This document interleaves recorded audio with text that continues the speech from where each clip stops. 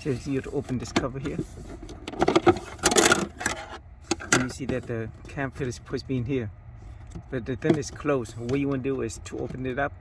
You don't want to push it up or it will damage. What you do is just turn on the power 2 times.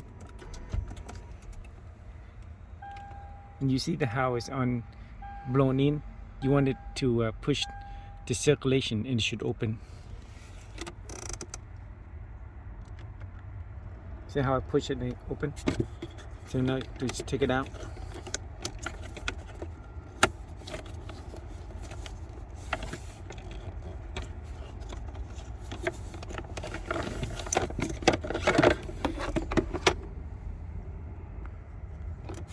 So after you put a new one in, just put it back.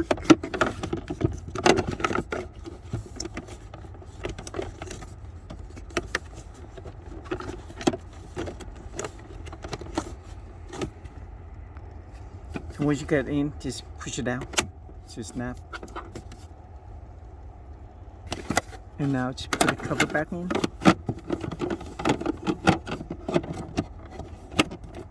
And that's it.